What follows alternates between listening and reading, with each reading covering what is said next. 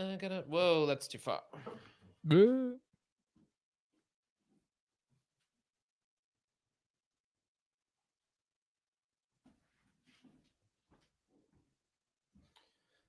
How are we looking now? Headwise? Yeah, it's about the same. All right, let's Should try we this be again. live or Yeah, we should be live right at this second. it's currently? Oh no, sorry. Yeah, no, you're right. It is coming through. For some reason, on the if you look at it on the YouTube, it says upcoming, Yeah, that's all but it is sorts. definitely running through. Yeah, all sorts of weird stuff just happened. Okay, All right, cool. let me just Sweet. set it up so it doesn't. I've also got a brand new screen, Karen. Well, Okay. obviously doesn't help right now, but I'm going to be trying as well for the folks at home. And someone tell me if this actually Did works or not. Did you do anything to your mic, man? You're sounding a lot softer than you normally do. Uh, no. No. Let me know if there's any. Let No, me know you're if there's leaving. any changes there.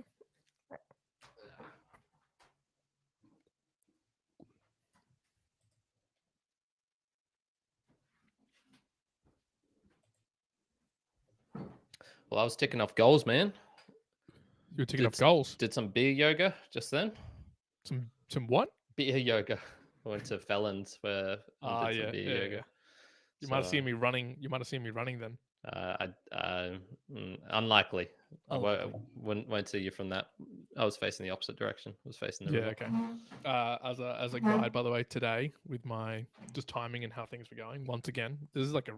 I mean, I might as well just say that this is what's going to have to happen.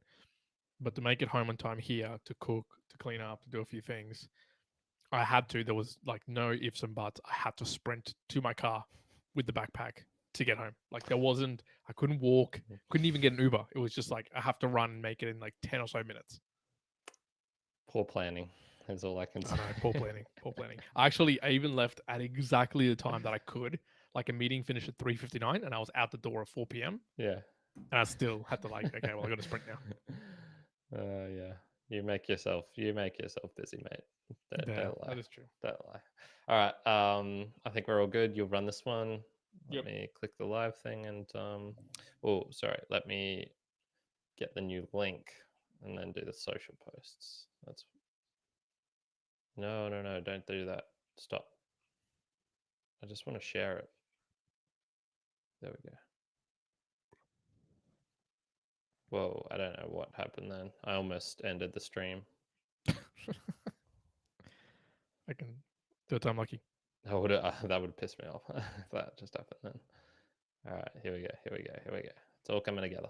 The good thing that has happened is I'm currently using the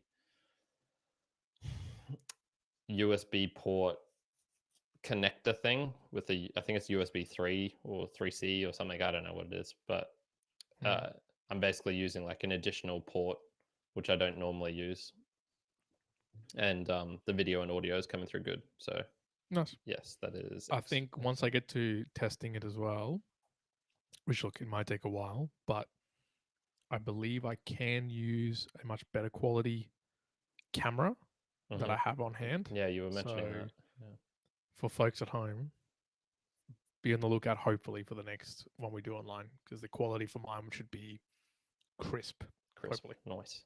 Cool. All right. Those social posts are done, so I'm gonna hit the play.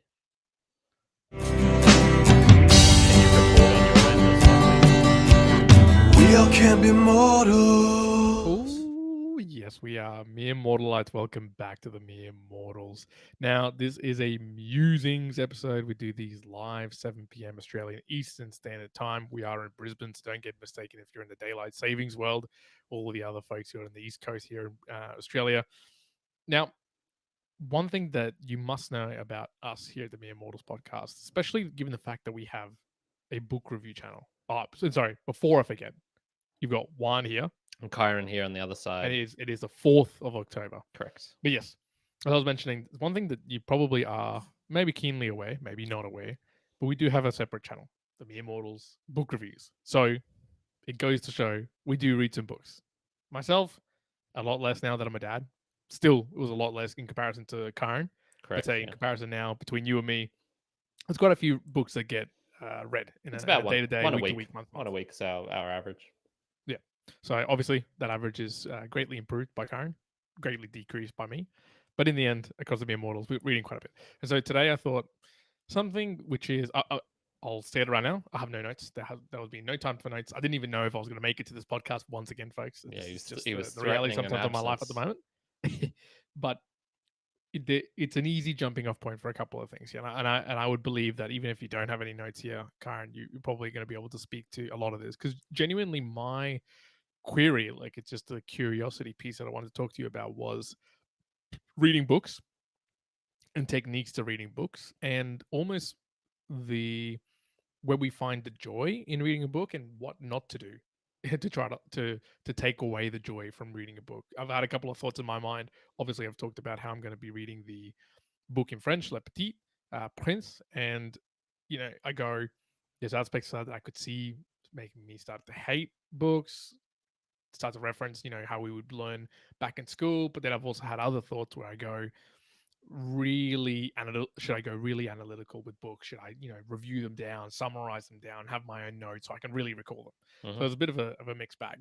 I wanted to ask you, as just an opening line, make it broad here, and then we can get a little bit deeper. Is books to you? Do you have a broad technique when you're reading it? Is there an objective point beyond just the Mere Mortals book reviews that we actually do? I mean, look, I was reading books before I did the book review channel, and the only reason it's stuck around so long is because it's something I enjoy, for sure. So the purpose of reading was definitely not just the book reviews channel. That's just a nice add-on. I think over the years I've experimented with tons of different things, reading different types of books, reading them in different languages, reading them with different purposes, having goals related to them. The main thing I've just found is it's got to be enjoyable. And I'm actually there's just broad advice that I'm kind of making for everything. If if you want to do it, you just have to make it enjoyable. You got to find a way to make it enjoyable. I know it's lame. I know it's like such an obvious thing and an obvious answer, but just I think because we're just getting older now, I'm 31. I've had enough, probably 10 plus years of being able to critically think and examine things Hmm. since early 20s. So I would say the stuff that I have stuck with has just been because I've either naturally enjoyed it or found ways to make it enjoyable or stayed away from things that were making it unenjoyable. That is probably just the broad book review thesis that I have, Hmm. or book Yeah, and thesis. this is where and here I'm gonna Actually, reading probably thesis, not even just related to books, just reading thesis. just reading in general. Yeah. And this is this is one aspect where uh, my first challenge that comes with book reading in general, right? I still have this tendency where I need to finish the book Yeah. that I pick up. I've got to finish it. I've got to get it done. I'm starting to shift, and I wanted to ask you: do you think it's just a reps thing? Like the more books you read, the more you realize that you can put them down. Is it that? Is it the acknowledgement that there's finite amount of time, and so you're like, shit, this has got to go. Did you see it, or did you hear from other people who were doing that, and so then it encouraged you to do that? Because honestly, I think there would be maybe a maximum of 5 books in my life that I haven't read end to end. I haven't read all heaps of books, but I can tell you a few where I went, yeah, I'm kind of enjoying them. Maybe someone suggested that they were good, so I'm going to read it myself. And then it wasn't the case. I just didn't go through all the way. So from maybe there's like an anti technique for me. I have this predetermined view that I must read all the books end to end, or what a waste of time that I got halfway through. So which one was it for you? Was it someone else? Was it Um, realization? it's a mix. Probably the ultimate factor once again is, am I enjoying this thing? The reason you're going to give it up is because you're not enjoying it. You can read ridiculously long books like any of Tolstoy's ones, War and Peace, Anna Karenina, whatever. And if you're enjoying it, it's just a breeze, even if it takes you 3 months to get through, like it did for me, or Hmm. Atlas Shrugged, for example. There is ones where it's so long, and getting through it is yeah. I've had all of them. I used to hear Sam Harris saying, once upon a time, he tried to read every single book. There's the and then he kind of got over that. That's planted a seed in my head. Doing it for myself and realizing, oh, okay, I'm reading this one just to be able to do a book review on it. That's kind of a shitty purpose to be reading it. Obviously, I'm not enjoying it, which is why I want to give it up. There's Yeah, I'd say it comes down to the enjoyment factor. Once again, that's the kind of like guiding North Star. Am I enjoying it? No, no. Gotta get rid of it. So I'd like to know what you think it's rooted in, though, because it seems like most people have this. I mean, I definitely know some people who are just kind of almost proud of the fact they've never finished a book. They'll read some, get midway but through, they've and it's never like, finished a book. yeah, I don't really. I'll maybe try this one. They're usually not voracious readers, but they will still attempt to read. And so, yeah, what do you think is it in the psychology that is it the feeling of completion? Is it the feeling that you're actually going to miss out on that gem? You've picked the book for a reason, right? So it's not like you're just reading it out of nowhere, or at least you. I know I sometimes just pick a random book. Pick one. Uh, I don't yeah, think it's a gem. Yeah, I don't think in generality it's the missing the great gem in a book because, well, maybe it might apply for me in some but circumstances. very In rarely general, me happens. in Very generally rarely. me immortalized, it's like I don't think most people are reading it to find this, uncover this hidden detail, or maybe people who are reading self-help books. But if you're reading a fiction or a novel or something else, you're probably not trying to find that. You probably just want to be entertained by the format of a book and written well. So maybe not that. I'd say it's either the aversion to putting in a certain amount of energy, 5 hours, 6 hours, and then having it go to waste because you didn't finish it. And so it's like, yeah, hey, I put in 10 hours of reading this 400 pages and Is it I is didn't it finish the book. wasted? What's the wasted portion of that, though? Just Well, the I feeling think of it's not getting completion, or because you still it's read almost, I the mean, thing. I think it's a similar applicability to, when someone might be carrying on a project, or you might be looking at a venture and you've invested X amount of money, 60% of the money, and you go, well, I'm this far. I need to Yeah, keep going all the way to sunk cost 100%. fallacy sort of deal. Yeah, exactly. So I think it's something to that. It's the, hey, I've invested this much energy into the book reading for me. I can't all of a sudden now pull out because, hey, I won't be able to say that I finished reading that book. So there's maybe some cost fallacy. I think that'd probably be the broad one. And I think another part would be the perfectionism of, well, you got to read it 100%. And dude, let me tell you, I'd probably say that there's a large part of me in book reading that used to be like this because I used to I used to remember, what you'd do, like the abstract. Most people would read like the abstract or the intro. And I know you sometimes skip it. I I usually read that. skip it. I read the beginning. I'll read the footnotes.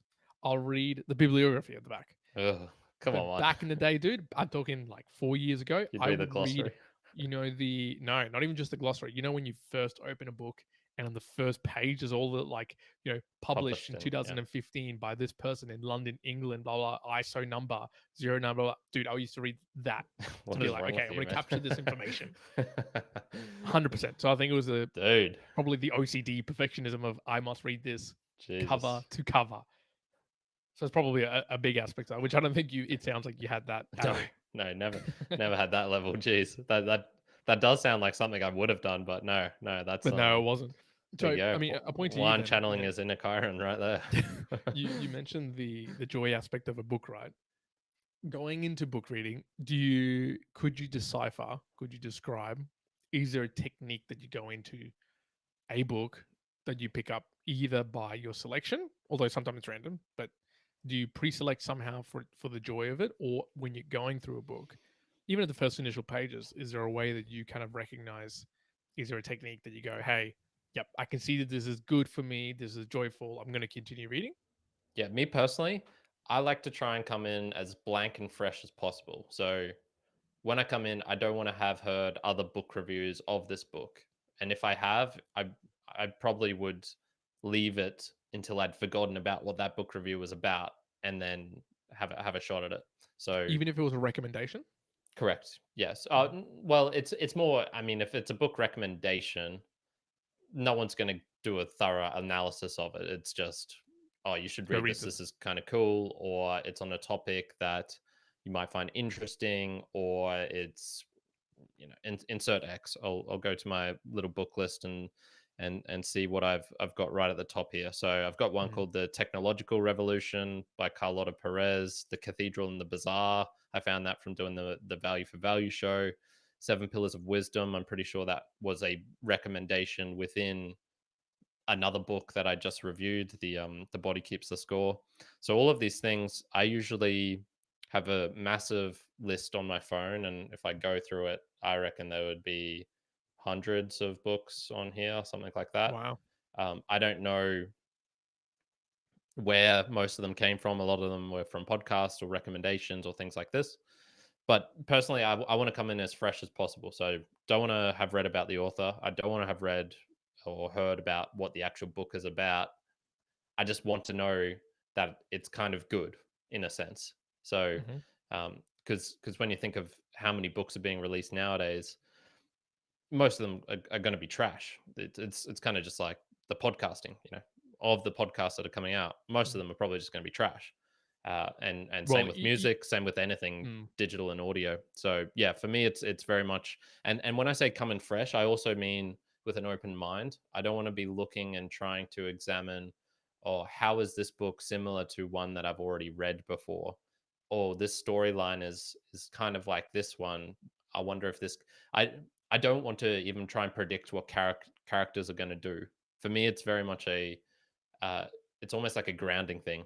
It puts me in the present moment, and I'm just reading what someone has written, uh, in that inner voice in my head, and I'm not trying to predict. I'm not trying to.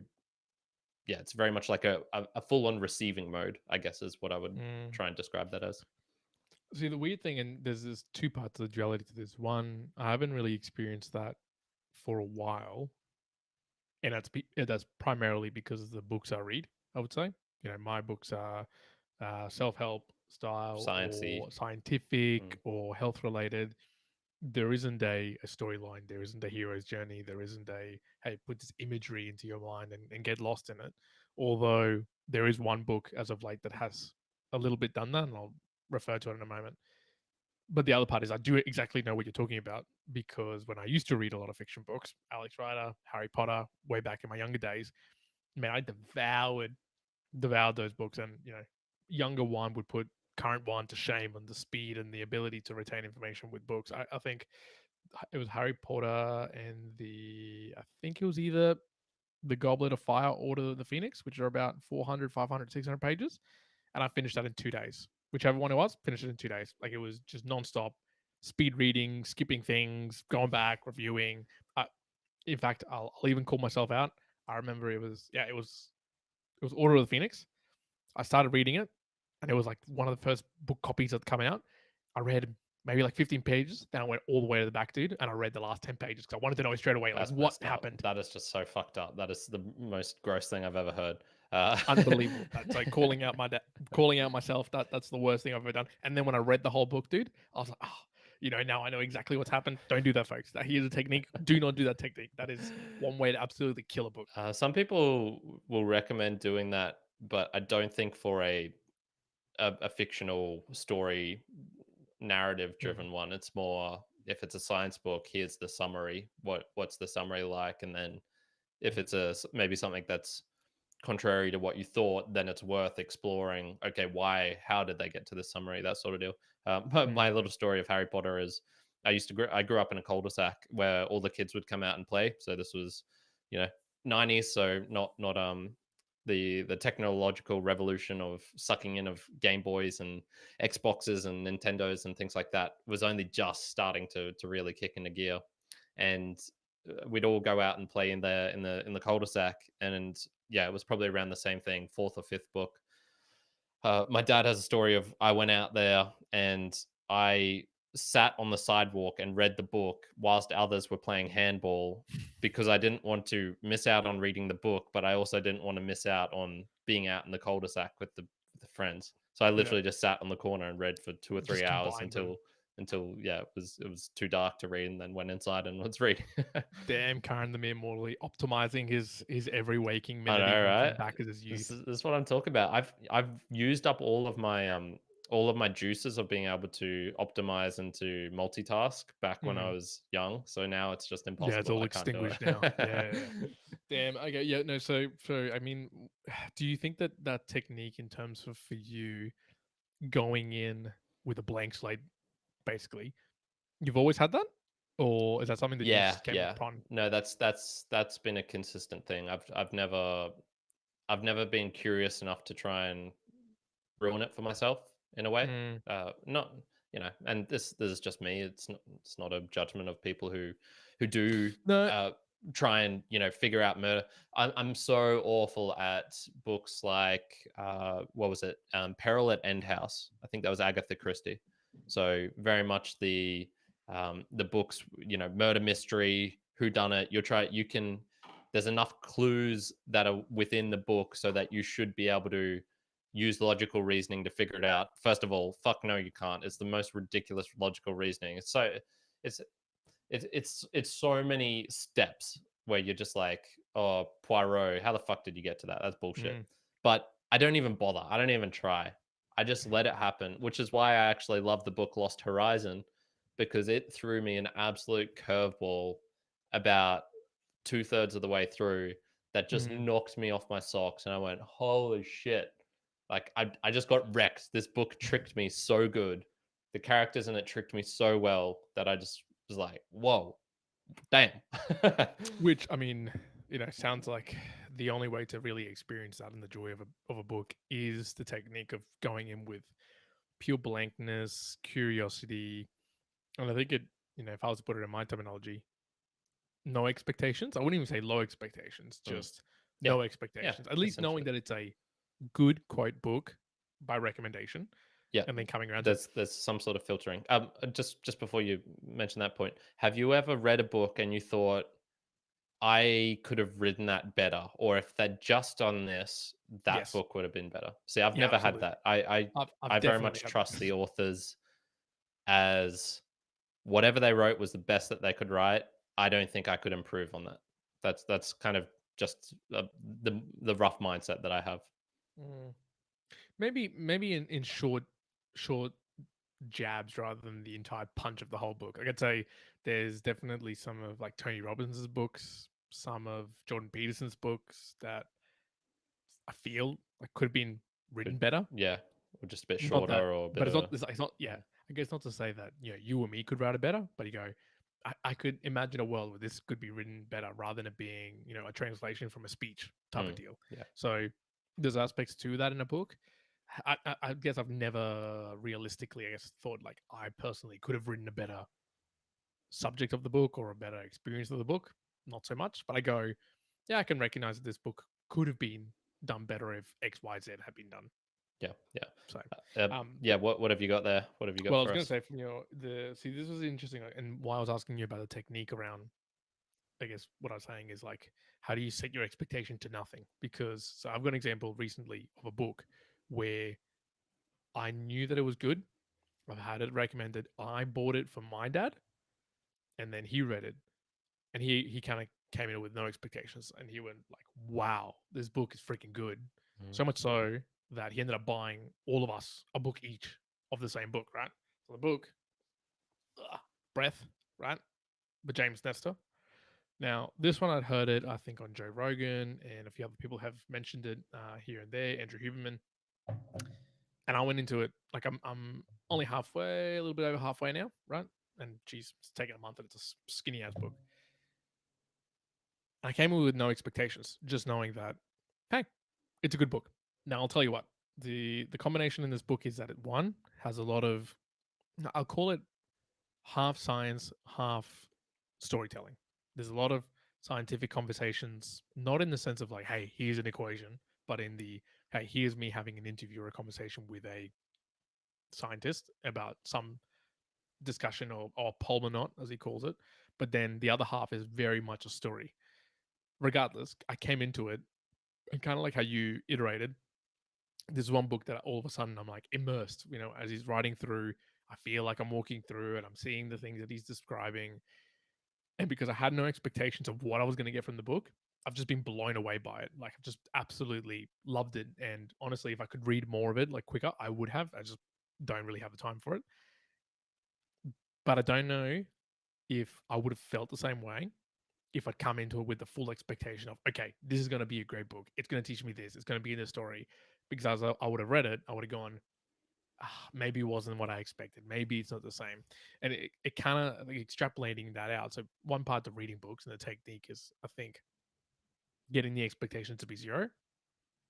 Hard for me, at least, because I don't think that I do that naturally.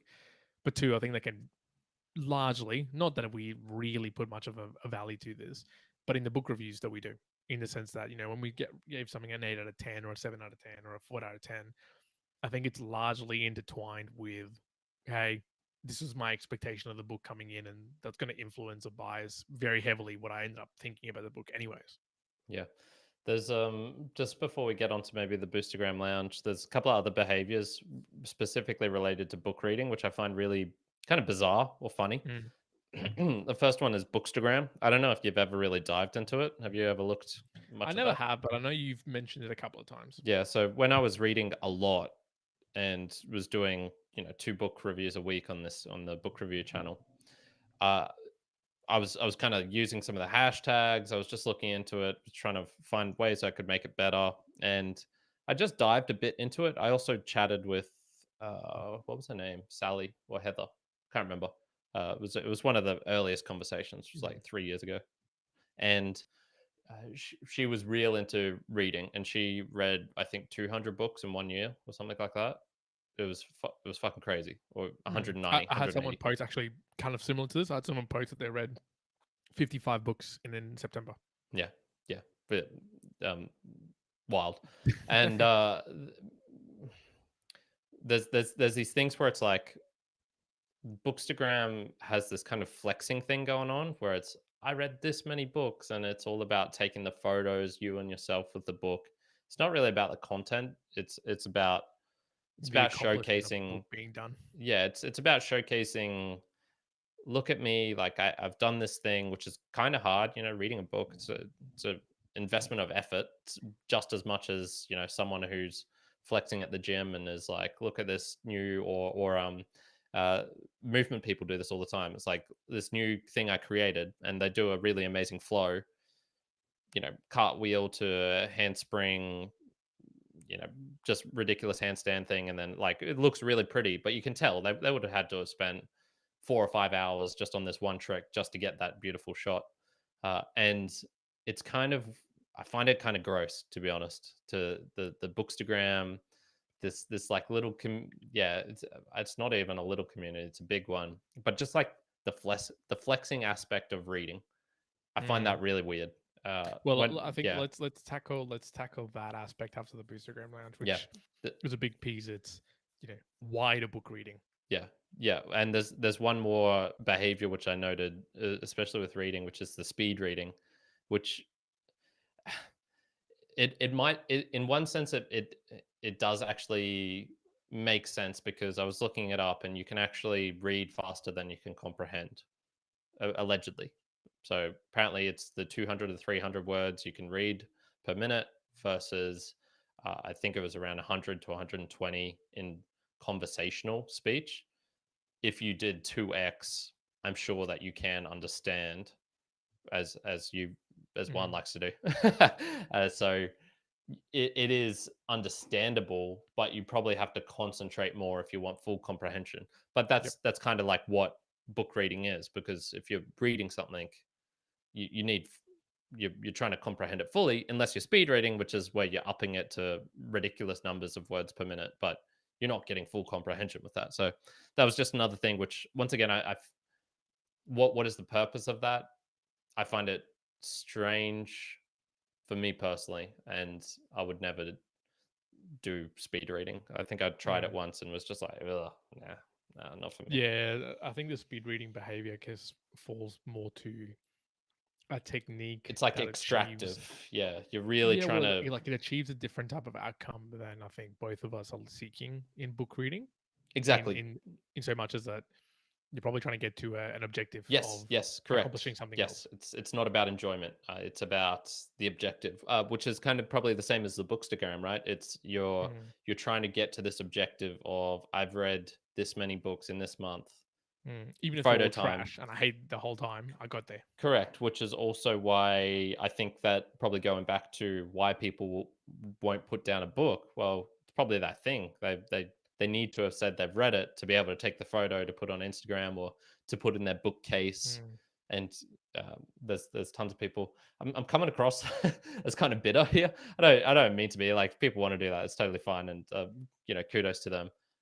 I find it strange though, and there's behaviors that you can get wrapped into, which I think make that the reading is not a it's not a pure thing. It becomes something else. And I experienced this myself when I set goals related to reading philosophy books or reading 50 books in a year.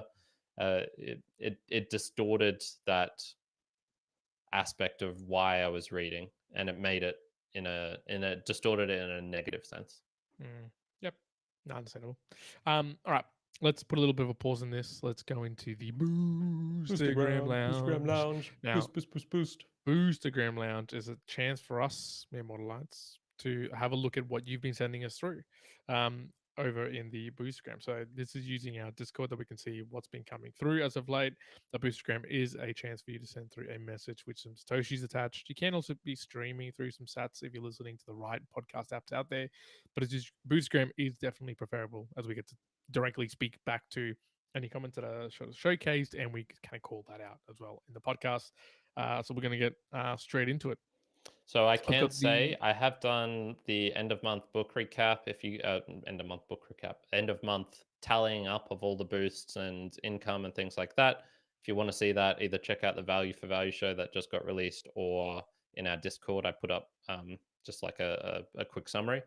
What I can say is Dave Jones did boost in 4 times during September, so there you go. So that he didn't miss. he He didn't didn't miss this miss. week. We should never doubt the dependable Dave Jones. That's true.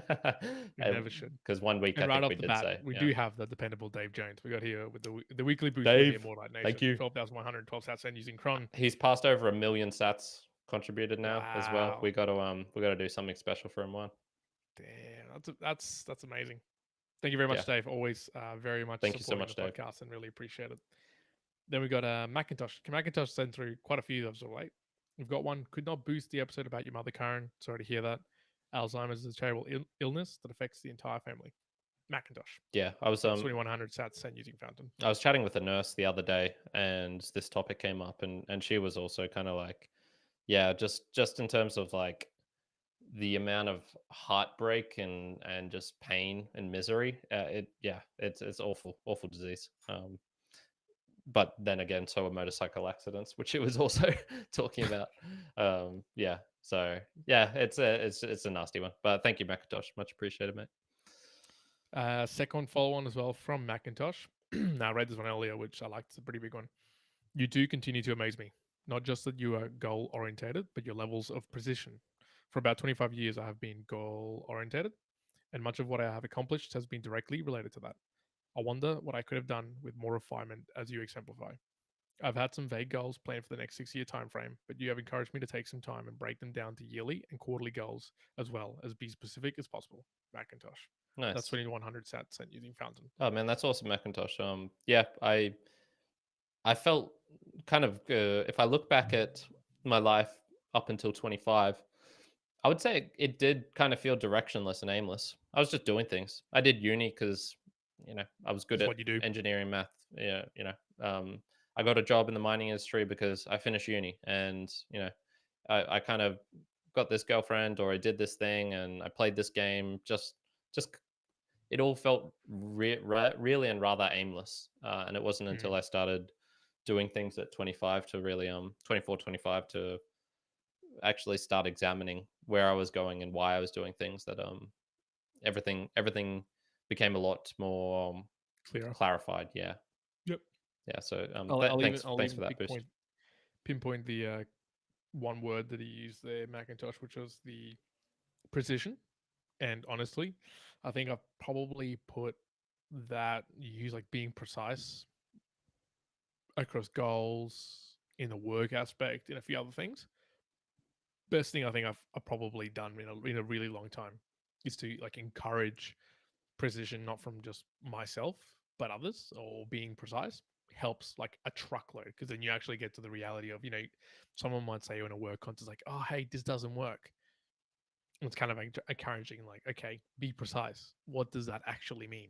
And when you get into the actually nitty gritty details, it's almost the what's that, like a well formulated question is half the answer. It's basically that you're just formulating the question in a better way, and it basically gives you your answer. Same thing with goal setting. If you ask the question really correctly, rather than saying, I want to be fit, you might say, well, I want to be able to run a 10 kilometer, or I want to be able to run whenever I want to with my family or my kids. It kind of answers what you need to do. Like, you go, okay, cool, you need to do that.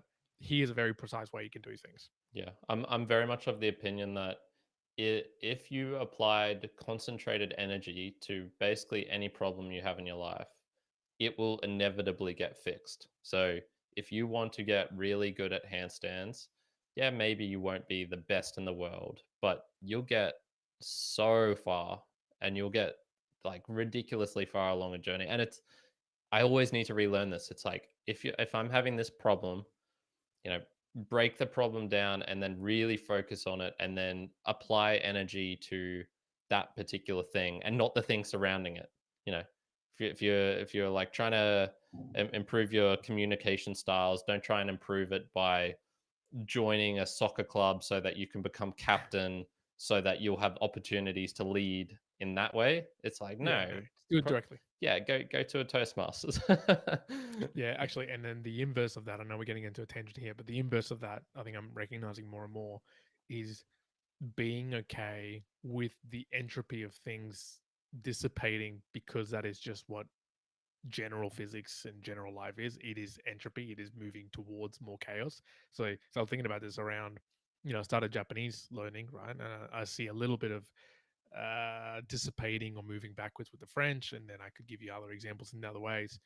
And I think one aspect of me started to get frustrated because I was like, oh, I want to keep maintaining it. Do I have to go more? Do I have to spend more hours? And then also the realization of, yeah, but that's entropy. You have an X amount of energy that you can put somewhere, and things are going to trend towards disintegrating, chaos, whatever it may be you want to term it.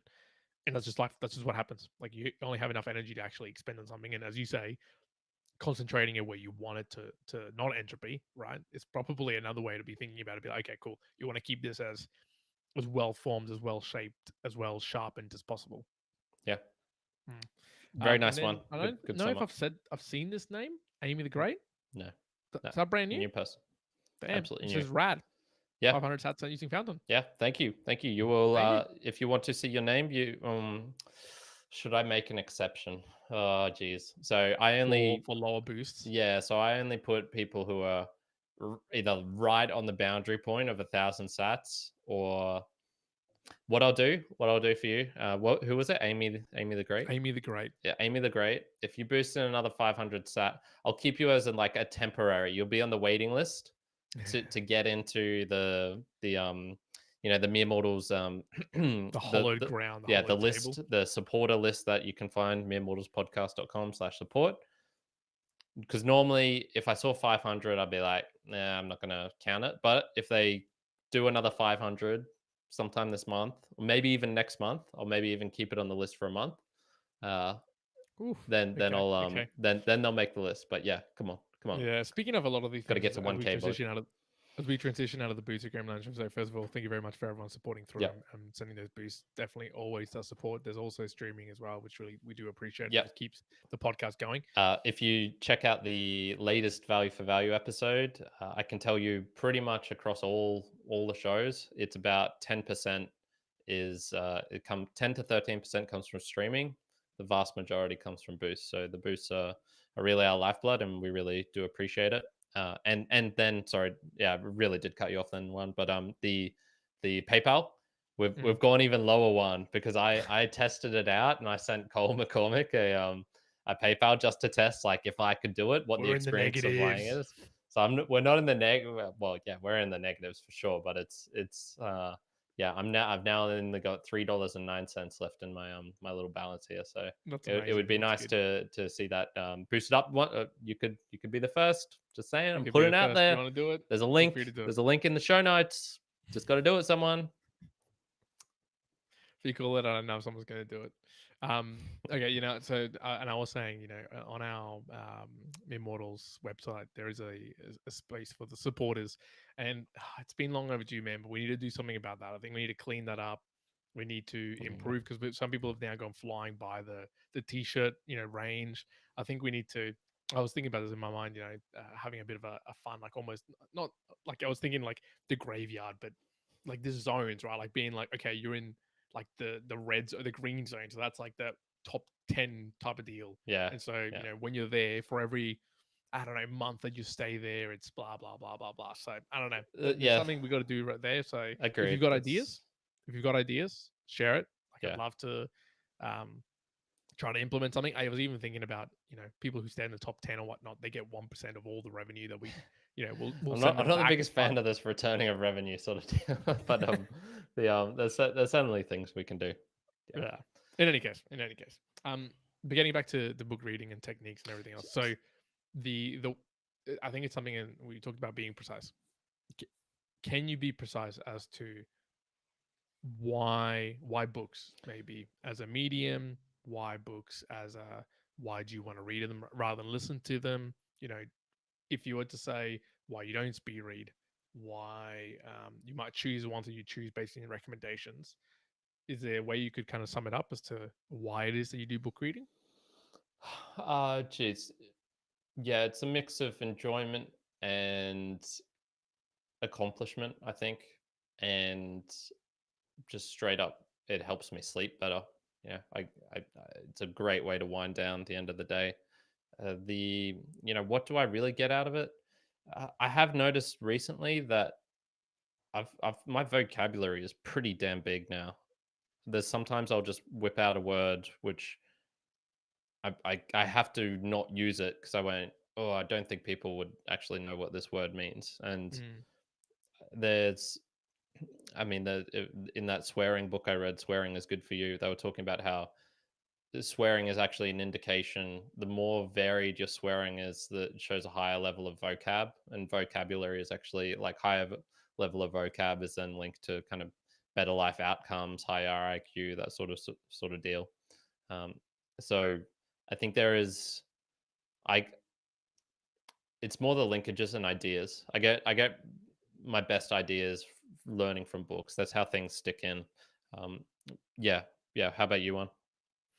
Well, I think in general, and this is comes to one of the cruxes of a dilemma that I've got at the moment, Karen, which is I've always enjoyed reading at the very beginning more for the storylines and for being lost in a book, right? For the removing oneself from the immediacy of your own world into another world. And so that's where it sort of started, shifted now a lot more to self-help books slash scientific books slash informative books.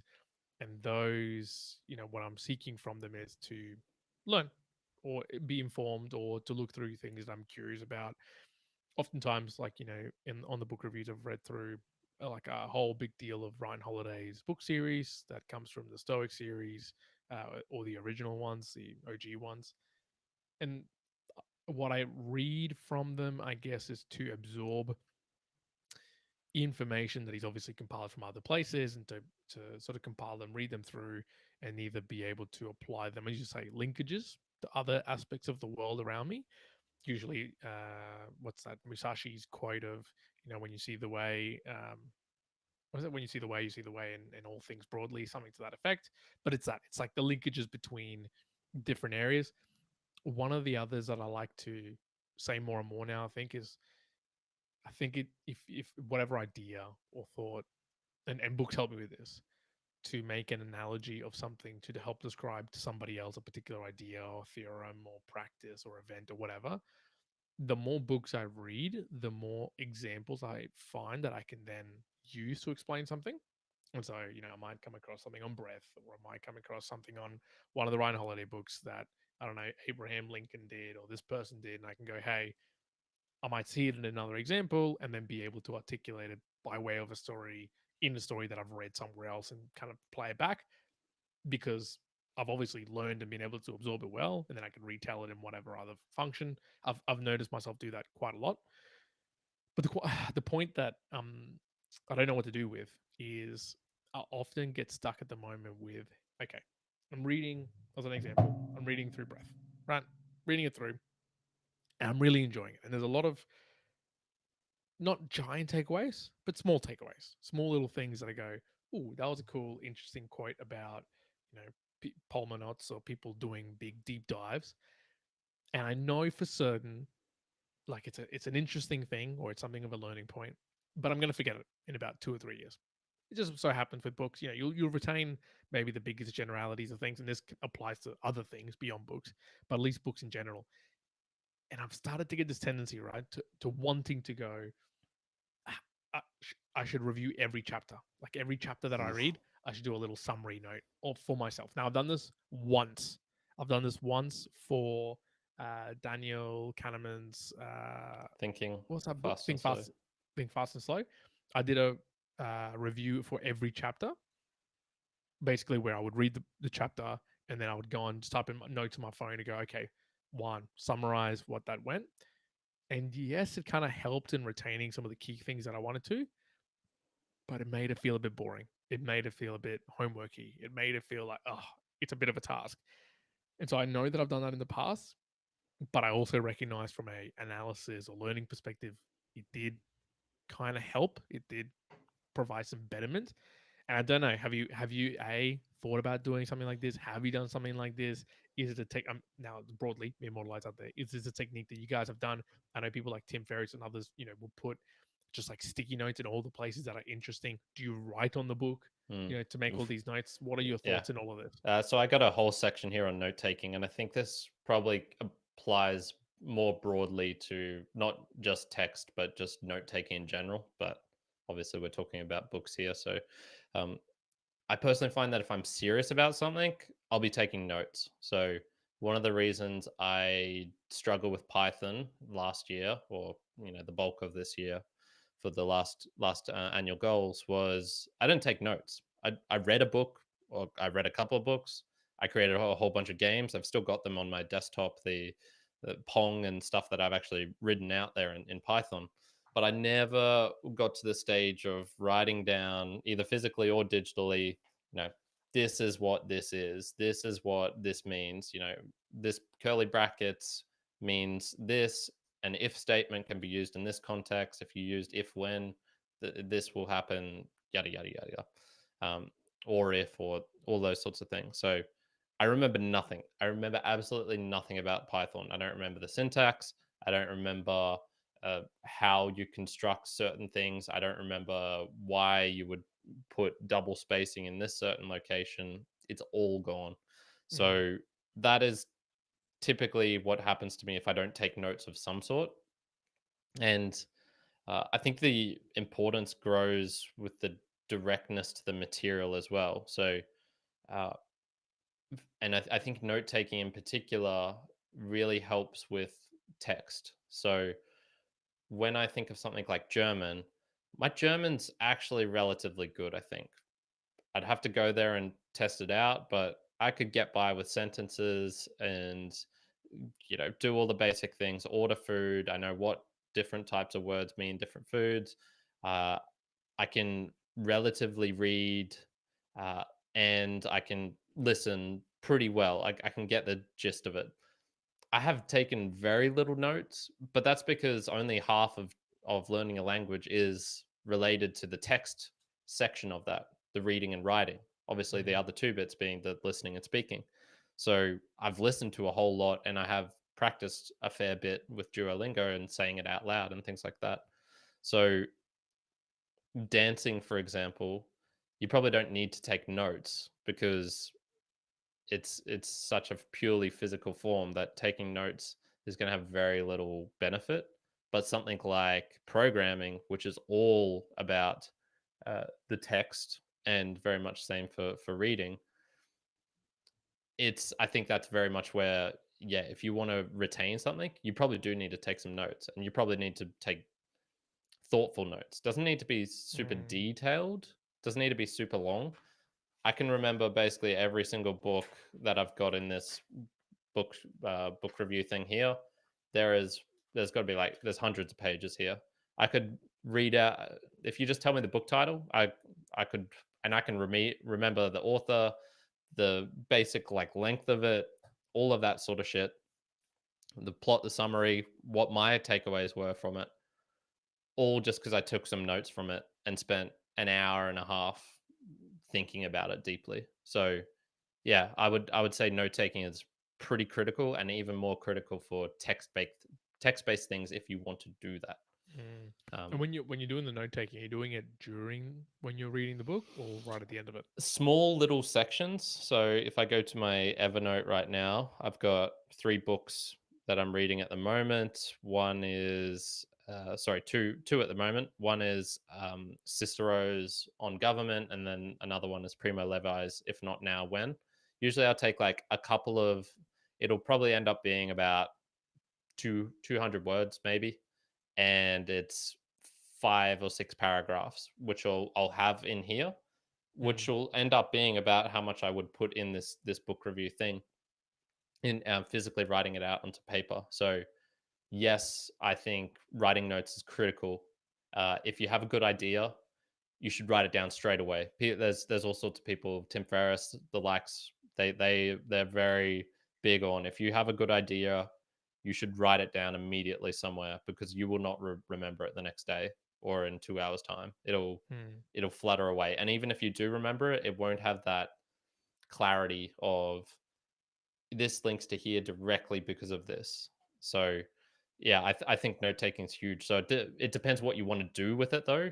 Are you taking notes to uh, have perfect kind of recall? So I was writing on here, like, I don't know for me if there's any much difference between physically writing out notes on a piece of paper, of typing it in my phone with my thumbs, ding ding ding ding ding, versus typing it out on a laptop and really, being able to type even faster. All of those have varying different speeds.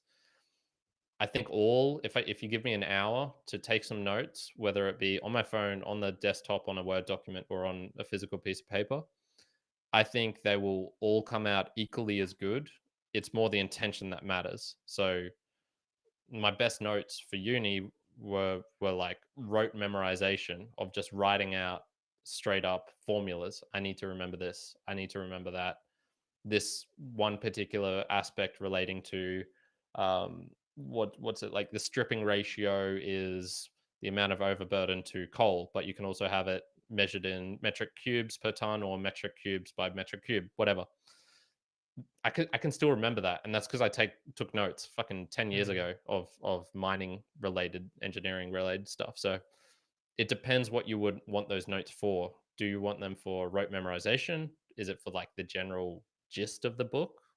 Yeah, that would, I think, frame what you'd be taking them for.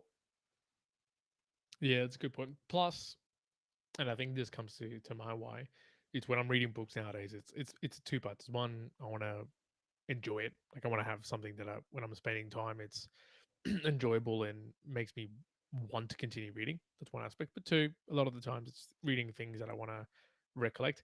If it's a fiction book, though, I'm not going to be taking notes. If it's something that I'm just reading for like a bit of fun, it isn't. Right? I'm not going to be doing that. But even with books like Breath, I think what I'll probably proceed with doing, which I mentioned I've done once before, but in a separate way, something that I'm starting to enjoy to do more and more is audio to text on my phone. So, especially when I'm sending long messages to people, obviously could send an audio format, but even my daily like notes in my journal, I'm starting to do that more audio to text, just a lot quicker, right? Obviously, you can speak it through, but I might try and do something like that where maybe at a chapter I'll set it up. I've got a OneNote where I keep all of my repository of information, but rather than typing, because one of the things that I maybe dislike is kind of pulling myself out of a book, especially if I'm really enjoying it, and I kind of go, oh, maybe the typing's kind of annoying, or writing it on a book, or I'll just not do it. I guess it's lowering the impedance in maybe if I use my audio to text, use it on a OneNote sort of setup, I can just very quickly go, "Yeah, okay, cool. This is kind of like my verbal slash now written into text of what I took away, what's an interesting idea, whatever else." So Mm-hmm. no, that's a good point. So just to illustrate this as well, so I spent a whole book writing out every single word that I didn't know from Cien Años de Soledad, 100 Years of Solitude by Gabriel Garcia Marquez. Do I remember that? And when I say a whole book, I mean an A4, 96 page, kind of like, school kids book, with multiple sections to write down the word, write down its meaning and translation, use it in a sentence, that sort of deal. So I probably took notes on that for you saw me doing it. It was back Mm. in 2020 when I was in like the big bedroom. And I'm gonna say I spent 30 to 40 hours taking notes on that book. Do I remember that storyline, that structure, the things that I took away from it any better than I do these ones? The ones that I read around that same period? No, not at all. It was because I Mm. was taking notes that were related to. I need to remember what alcaravan is, which is like a type of bird that you can find in Colombia. Why do I still remember that? Why do I still remember what diaphanous is? Diaphanous. Why do I still remember just random words which I'm never ever going to use in Spanish? It's just because I use the note taking in that sort of way. Yeah. I've Mm. got a question for you. It's not related to books. It's just text, because this episode was about how to read. Uh, well, books are just one form of that. There's all sorts of reading that you can do. Um, what are your thoughts on the differences between reading physical books that you're paperbacks and things like that versus digital things? Honestly, and again, I would love to hear from other me immortalites sort of on this particular point. But for me, reading digitally anything longer than, let's just say, 5 minutes worth of reading, just not up my alley.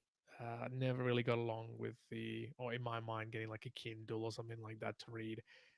There's aspects of like just page turning that I enjoy. There's aspects of a physical book that I enjoy more than the digital copy. I find myself just like almost like a from an eye muscle perspective, just becoming lazy with reading at a particular time frame with any digital reading. If I had to be given the choice of reading, say, a whole book that was printed in a digital perspective rather than printed on paper, yeah, I would think I would struggle really quite a lot to go through it. One clear example actually is text. Ray Dalio puts out a lot of really good material, but it's quite long, and it's all usually just a LinkedIn post Email or a or post somewhere. yeah, okay. And honestly, I struggle to read these large sections, which are 15, 20 minutes to read, purely because it's in a digital format as opposed to it being a paper format. Yeah. Anything short, like short text, though, that's fine. I can kind of consume it fine, easy enough, and kind of absorb that. Anything of substantial length, though, for me, I go, I just prefer it in a paper form. Yeah, for sure. So I think there's actually a qualitative difference between real books, paperback, and things on a Kindle. And then, I mean, obviously, it's even greater for something like audio. So, getting to my pet peeve, if you say that you read an audiobook, you're a fucking insane person, and there's something wrong with you. It's like watching. It'd be like having a movie script and saying like, "Oh yeah, I watched that movie because you read the movie script." No, Mm. no, you didn't. It's completely different. So, I think there's a huge difference between them, and even just between the paperback and the digital version. So I have had a Kindle, and it was this Kindle that I specifically bought on a recommendation from this guy who I borrowed his when I was out in the mining industry back in 2011, and he had this one which had electronic ink, so it had no backlighting to it, so you could only read it with light sources from outside. And I used that whilst traveling around Latin America, and I found it really really beneficial. I it's not as fun as reading a paperback, but it was pretty good. And so it got me thinking about, I wonder if there's an optimal size, a sentence, a font, a style, that the spacing which aids in comprehension and actually makes reading text easier. Mm, Because I'm sure you've read books where it's really narrow, like yes. the margins are really narrow. I'm thinking of things like Reasons and Persons by Derek Parfit. There was so little space anywhere in this book. It was so dense. They didn't have a space between paragraphs. Things like Leviathan as well, I think by Thomas Hobbes, was like this. Zen and the Art of Motorcycle Maintenance is like that as well. Yeah. What what is it about the do you think there's something really deep, as you could have the best book ever written in terms of the text that is in it, but if the text is presented to you in a shite manner, it it loses its power? Is that, do you think that's something that's a thing? Yeah, I think so. What's that other book that we both equally hate? I think it was The Hero's Journey. Oh yeah, Joseph Yeah. Campbell. Yeah. So I think if that was structured a little bit differently, Yeah, you know what? I Yeah, think you're both of right. us would have Yeah. would have liked it better. But honestly, the way that it was set out and just clashes amongst one another, it just didn't make me want to reread it. It just seemed like it was a never-ending sort of like spew of text. Probably what he If was it had going for, been yeah. even just sectioned more appropriately, I think I would have gone amongst it all and been able to kind of sequence it. Now, look, maybe we're just too stupid to comprehend it. We're just mere mortals and whatever. But I find that in breadth, right? Like in books that I really enjoy, where it's just that like more simple text, nice sort of sections. I guess even just from a mental encapsulation of information, you kind of go, okay, cool, structure, story, read it, next point, next point, next point, and you can kind of sequence in your own way. When it's just like just no stopping with it, it does become harder to just even where do you pause to kind of like take it all in and go, okay, oof, that's like the good linkage. I found this a lot, and you might disagree with it, with a lot of the book that I was reading from Dostoevsky. I kind of went, man, this just like it keeps going and going and going and going and going and going and going. This is Which like one there's was no it? stop. This what's the name of it with the idiot? Okay, yeah. Yeah, Yeah, yeah. it was a bit So like that, yeah. so I found that with the idiot where it just went like on and on and on and on and on. And I'm like, man, I needed to pause. Like I need to pause. This is like a slightly too long for me to be consuming all this. Now, part of that aspect could be just the time that I have to read sometimes books. Sometimes I only get 5 minutes, 10 minutes. I found with the idiot or longer texts, like with no stopping, I just go, man, I had to like punctuate them myself. And then that also reduces the enjoyment slash maybe the value taking from it. I found that myself though with things like breath, right? So even though it has sections might be a 3 pager or 2 pager or 5 pager. Sometimes I'll have to put it down even quicker than that, and it does lose value in the sense of what I'm taking in, the enjoyment. But that's more of a probably a technique. You kind of have to give a book or text in general enough time to provide the value of the way that it's been sequenced, or else you do end up punctuating. Like it's, if I had to ask you, although I know your answer, if you had to read a book 1 page a day, right, over whatever it is, 200 days, or read it all in a more consumable way, with the way that it was like expected to be, even if that 1 page a day you got to like take detailed notes, I reckon you would absorb better if you just read it the way it was intended to be read. Yeah, for sure. Yeah, definitely. Mm. The I was having this kind of like argument in my own mind about what actually is text. If you really think about it, what is reading? It's if you deconstruct it, what is the purest form of it? Is it drawings? Because text is literally symbols which we use to put together into words. So you need to know what ABC. You need to know what the alphabet is. If I go try and read Cyrillic, I can't do it because I don't know what any of that means. So then it's like it's got the whole language based stuff around it. What is more the purest form of text? A drawing, an engraving, braille, hieroglyphics, projections of symbols onto a building. um you I know don't know. I don't think it's any of those. I don't think it's any of those. And I'm going to go out on a limb here and say it's less about the shape of the text, but the meaning of the text. Mm. And it's like the linkages of the letters or the shapes to form something that you absorb as being X, whatever it is that the intent of the lines mean. And I'll give you examples of why I'm saying this is, when you read a sentence in a book that we're reading through, the purpose is not so much to decipher that a it's the letter A and there's a letter B and it's a letter C. What you're trying to do is put together a set amount of words that you have preconceived information of what they mean, but chained together in a sentence to then be able to absorb. Okay, well, the sentence trying to inform me of this or try to share this value. And the reason I say that as well is currently learning Japanese. I can't. So at the very beginning, I can't tell you what the characters mean, right? If you put characters in front of me, I don't know. I don't even know how they structure. They might as well be like non-existent to me right now. But I can tell you by the pronunciation and what the meaning of the meaning of the shapes are supposed to be. That's how I'm formulating my meaning right now in words. Whether it's Mitsu for water, I don't know how to spell it, and nor have you even if you wrote it down right now, dude, I would have no idea. But if you said the word, or if I was to see the meaning of the word, I'd go, oh, okay, cool. I know what the intent of that is. Yeah, I was thinking. I pretty much agree. The intention and the trying to convey of information is what is important about text, and it's a medium of doing it. Much like I would say that someone reading Braille is just as different as hearing those same words speaking to you as watching it visually and reading it. I think those are completely different things.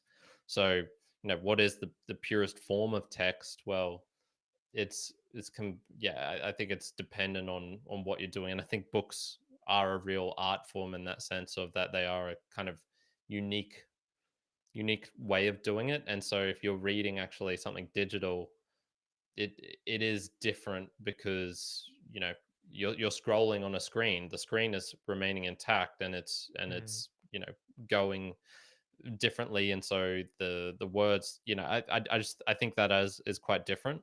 So it what would be something like, let's say, an electronic book, right? So it's you've got a book, looks just like a normal thing, but all the pages are blank. But what they actually are they've got, you know, in between the paper, electronic ink that can change, much like a Kindle does. You press the button, electronic ink comes up and shows on the screen. Imagine if you could have that wafer thin between the pages. So you have a physical book and you're reading that. Is that the same as reading a book which has actual ink printed on the page as well? I don't know. I'd probably say yes in one sense, and then in another sense, I'm like, I don't know, man. That's like a completely different thing as well. And so, AR environments, having text appearing in front of your eyes as you're looking at something, and then you like blink, and then text shows up. Is that reading as well? Is if you think of something like aphantasia, so this is where if you close your eyes and trying to imagine like a red apple or a red star, if you have aphantasia, you can't actually see that thing in your mind's eye. This is me. I can't actually see anything there. Most people can see things of varying different qualities and outcomes and shades of clarity of the line of the star and the color of the red. With if you had like an implode and what's it called, and something that's implanted into your brain, whatever that's called, something node, implant of something that links directly to your brain, and it's feeding you things that are text like. Is that text? I don't know. So much is that crazy stuff. reading? Yeah. I think there's extrapolations of what we can deem them to be, but I think just overall, I think this gets back to the original point from the you saying, and I guess it goes in part with me. It's got to be like a joy. It's got to be like fun to do, and Hmm. if the end outcome of having the text being directly read into your brain, or what sometimes in sci-fi they go, if you take this pill, it'll be like you'll have every single book that's ever Yeah, been infinite knowledge type deal. created put into your Yeah. mind. I kind of go in one part, the objective that you're then sorting with that is information. So you know all the information, and that's a good part. But you've missed out on all the joy. it's kind of like you've missed out on all the journey of reading the book and exploring it and finding out things and all of that, which, in large part is what makes it fun to read. If I've had to just be given the choice now of, hey, every single book that you've got available that you want to read, we can give you all of that all in 1 second, and then you'll remember it forever.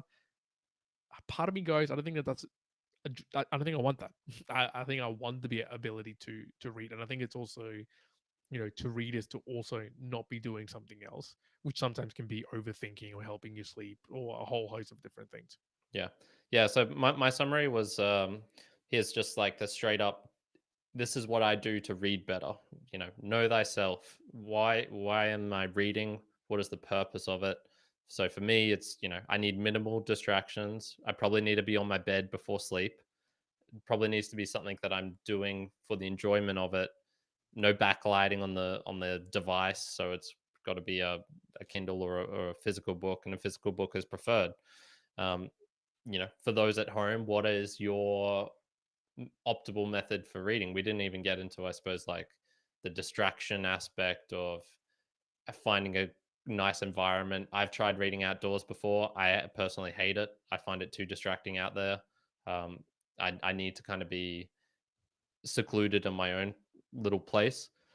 The digital aspect, all those sorts of things. I think reading a book and reading a book in particular is just as different from as podcasting is from radio stations, for example. Oh, and for Mm. this example, I also think value for value music is going to become something like that, where it's a completely different medium. Sure, it's audio signals hitting into your ears, but it's the it's the whole craft around it. Why, how you do it. You have the physical book, you have the physical thing. And so I think if you hear stuff in the future of like, there won't be any more books, it's all going to be digital, and it'll, why would you need a book when you could just have eyeglasses where the text will appear in front of you, blank out the rest of the room, so it's just the pure text, that sort of thing. Mm. No, I think there's something to the art of the actual reading of a physical thing in front of you. And the true power of text is really in its singularity of purpose. So you can't be doing anything else. Music and background noises should fade away. I was in the doctor's office the other day. Was it yesterday? Yeah, it was yesterday. And like typical, booked it for 9:20 in the morning. Sorry, 9:10. It had only been open for 40 minutes. Took me 50 minutes for the doctor to see me. I was like, Nice. how do you even do this? How do you even lose? You had 40 minutes. How do you lose 50 minutes to get to me? But thankfully, I'd taken a book with me, and it was a noisy, crowded environment. There was a TV blaring with ads right above me. But the singularity of reading, it literally made everything fade away. I had no idea what was going on in my external environment. Mm. And so it's not like a lamenting on my part, but I would certainly, if you told me in 50 years' time that books were no longer a thing, um, I'd feel it's like a shame to lose that. Because I really enjoyed this medium of reading through a book form. So yeah, that was kind of my little sum up there. No, I like it. I think, for me, there's still a lot of exploration around what let's just say, the most ideal way of book reading and the techniques. One thing, I guess, to not be put back against is, or turn yourself away if you want to be a book reader, or if you're reading books at the moment and feeling frustrated about whatever. As long as you're clear about why it is that you're doing it. So, as you mentioned, Karen, if you're speed reading books out there to just complete 10 books a month, but at the end of the day, you actually want to absorb the book, and you're not learning about it, probably having a look in hindsight as to what it is that you're doing to even reach your objectives. As we said, if you're trying to reach 100 books read a year and that's your goal, and you're happy for that and that's the objective, all power to you. Do that. Just be aware that you're then not optimizing for certain things, like perhaps recalling or getting those critical linkages between books. But then, we come at that from our perspective. Maybe there's others who don't want that. They just want to be able to say they read every single book from a particular author, and then have conversations with other people about, very short pieces about the author or different books, and connect it all. what can we say? Just being aware, I think, of why it is that you read books and in general text, right? So for me, there's that dilemma that I'm sort of going through around how much analysis do I do, how much problem solving do I want to partake in as I'm doing with the book, and so there's some techniques I think we talked about here that I'll probably still have to continue to explore. Maybe I'll play back in some meanderings or another session in the future. So Yeah, I think that's kind of like my summary with that as well. nice Beauty. summary. All right, man. What else? This has gone a lot longer than I thought I was going to go for Yes, musings me today. too. Once again, we do these live at 7 p.m. Australian Eastern Standard Time. It is 8:20. Is it? Jesus. Correct. Goes deep. Once again, if you want to support the podcast that we do here, we do spend 1 hour plus. It's like 70 minutes worth of effort. If you get any value, there is many ways that you can support us. There is talent, time, or treasure. Obviously, with treasure, as we talked about in Boostergrams, you can send through a comment. We've obviously talked about and requested some things from you, me Immortal Lights. You can drop in a comment. You can send us an email, but we do enjoy if you can try and get there in supporting us with some Satoshis attached by the way of Boostergrams. You can go to the new podcast apps out there. Fountain's obviously a great one. Karen's called out quite a few others. Honestly, Podfans is a new one. So Podfans it has only been in the desktop recently, but Sam released the progressive web app, and I've only tried it a real one time, but it was pretty smooth, man. I was surprised by how slick it was. And it's got all of the things: trailers, pod rolls, like boostergrams. It can do everything. It's pretty slick. Pod fans, watch Yeah. out, Fountain. There's another big boy coming. Yeah, I think that when this starts to like really take off, and Sam's really he's a smart cookie about even like the marketing and promotion side of things. He knows what he's doing. So Okay. yeah, I wouldn't be surprised if in like 6 months, a year, it's kind of like the hot thing. Damn, there you go. Karen's called it out. Yeah. And then to the other two as well. Talent, answer our questions. Basically, there's a lot of things. Join in the communications. Join in on our Discord as well, and share some of your thoughts. Time, share it with a friend. Share it with people. Obviously, listen to the stuff that we're talking about here. All of that does help us out in terms of us continuing to provide some value back to you. Yeah, brilliant. Thank you, one. Anything else, Karen, want to leave the folks with? No. Next week's episode, do you feel like doing a recap of just how your annual goals went last year? We never really did do that. Yeah, that's a good point. Yep, we did say we wanted to do that, so we'll do a little bit of that.